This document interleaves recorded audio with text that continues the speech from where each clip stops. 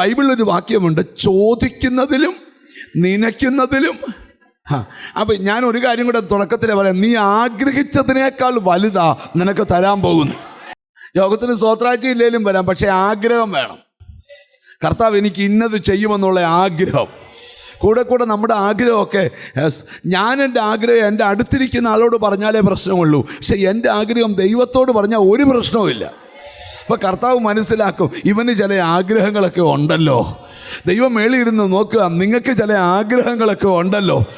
ഞാനൊരു സത്യം നിങ്ങളോട് പറയാം, ഞാൻ ആഗ്രഹിച്ചതൊക്കെ കർത്താവ് എനിക്ക് തന്നിട്ടുണ്ട്. ഇനി കർത്താവ് തരുമ്പോൾ ആഗ്രഹിച്ചതല്ല തരുന്നത്. ഈ പൗലോസ്ലീഹ 3-ാം സ്വർഗം വരെ പോയച്ച് വന്ന് പ്രാപിച്ചൊരു ദൂതുണ്ട്. പുള്ളി പറയുക, ദൈവത്തിന് സ്തോത്രം, നിനക്കൊരു ബുദ്ധിമുട്ട് വന്നാൽ അത് തീർക്കുന്നത് കർത്താവാണ്. എങ്ങനെയാണ് തീർക്കുന്നതെന്ന് അറിയാമോ? തൻ്റെ മഹിത്വത്തിൻ്റെ ധനത്തിനൊത്തവണ്ണം, ഹല്ലേലൂയ, നിന്റെ ബുദ്ധിമുട്ട് ക്രിസ്തുവിൽ പൂർണ്ണമായി തീർത്തു തരും. പണ്ട് ഒരു രാജ്യത്തെ ഒരു സാധുവായ മനുഷ്യൻ രാജാവിൻ്റെ അടുക്കൽ സഹായം ചോദിക്കാനായിട്ട് ചെന്നു.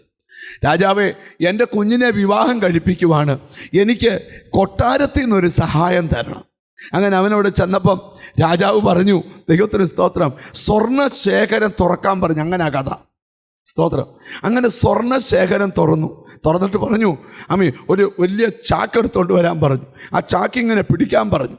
ഒരു പറ സ്വർണ്ണം അളന്നിട്ടു. ഉടനെ ആ ഒരു പറയുണ്ട്, അവൻ്റെ കുഞ്ഞിൻ്റെ കല്യാണം രാജകീയമായിട്ട് നടക്കും. കഥയാണ്. അവൻ കൈകൂപ്പിക്കൊണ്ട്, രാജാവേ മതി. രാജാവ് പറഞ്ഞു, നിർത്തരുത്, ഒന്നുകൂടെ അളന്നു. അവൻ പറഞ്ഞു, രാജാവേ മതി, അല്ല ഒന്നുകൂടെ അളക്ക്. 3 അളന്നേച്ച് പറഞ്ഞ് കൊണ്ടുപോയിക്കോളാൻ പറഞ്ഞു. ഉടനെ അവന് രാജാവിനോട് കൈ ഒപ്പിച്ച് വെച്ച്, പൊന്നു രാജാവേ സ്തോത്രം, ഒരു പറ സ്വർണ്ണമേ എനിക്ക് ആവശ്യമുള്ളൂ, എന്തിനാ 3 പറ തന്നേ? രാജാവ് പറഞ്ഞു, നീ അങ്ങോട്ട് കൊണ്ടുപോകുമ്പം നിന്നോട് ആൾക്കാർ ചോദിക്കും, ഇത് എന്തുവാന്ന്? നീ പറയും സ്വർണ്ണമാന്ന്.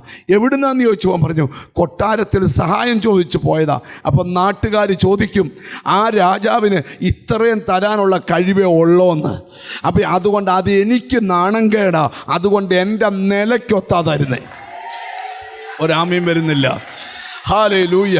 ഞാനിവിടെ ഇരിക്കുന്ന ചിലരോട് ദൈവത്തിൻ്റെ ദൂത് പറയുക, ഇന്നീ വചനം കേട്ടോണ്ടിരിക്കുമ്പം എൻ്റെ ദൈവമോ നിൻ്റെ പ്രശ്നം തീർക്കുന്നത് നിൻ്റെ ലെവലിലല്ല.